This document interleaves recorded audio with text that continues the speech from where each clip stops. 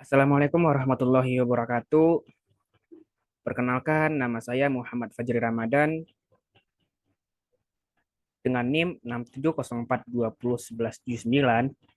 Di dalam video kali ini saya akan menjelaskan tugas besar mata kuliah Manajemen Human Capital dengan judul Studi Kasus Penanganan Konflik Antara Karyawan Ex Bank Lipo dan Karyawan Ex Bank Niaga Pasca Merger.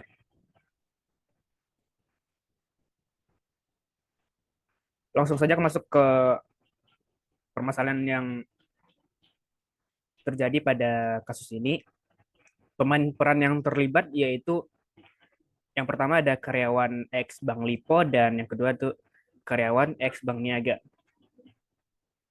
Beberapa karyawan setelah terjadinya merger yang bertugas sebagai kasir memiliki latar belakang budaya perusahaan yang berbeda sehingga menyebabkan masalah interpersonal dalam perusahaan.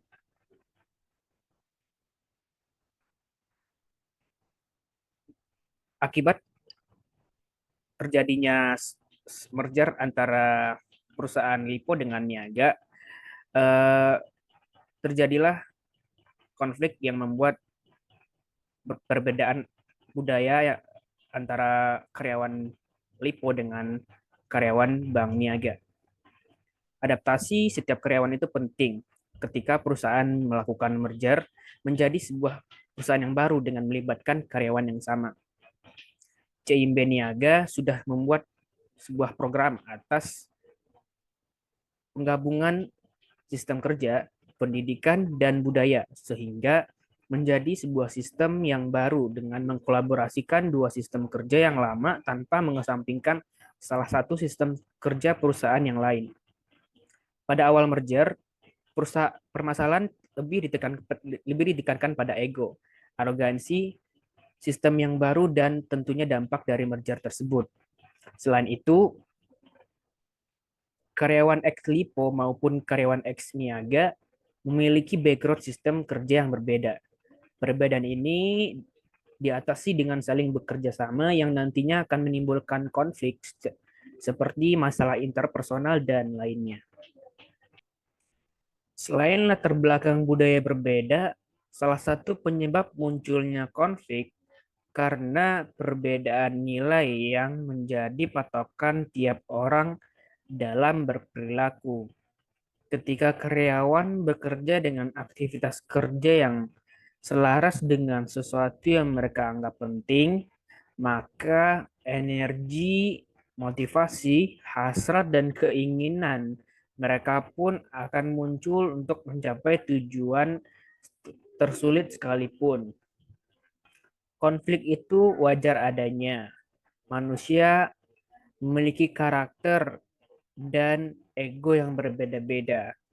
Orang bekerja untuk alasan yang berbeda dan menginginkan hal yang berbeda pula. Perbedaan ini dapat menimbulkan sebuah konflik di dalam sebuah organisasi. Dalam sebuah konflik dibutuhkan sebuah manajemen konflik yang bertujuan untuk menyusun strategi konflik dan menerapkannya untuk menghindari konflik agar menghasilkan resolusi yang diinginkan. Solusi untuk permasalahan yang terjadi yaitu yang pertama adalah sering berkomunikasi satu sama lain seperti dengan mengadakan pertemuan rutin atau focus group discussion. Dengan poin yang pertama ini mungkin antar karyawan akan lebih kenal lagi dan menghindari terjadinya miskomunikasi. Yang kedua adalah melakukan pembentukan agent of change. Dan yang ketiga yaitu memahami karyawan lain dan menghormati keberagaman yang terjadi. Baik, sekian presentasi yang dapat saya lakukan. Terima kasih. Assalamualaikum warahmatullahi wabarakatuh.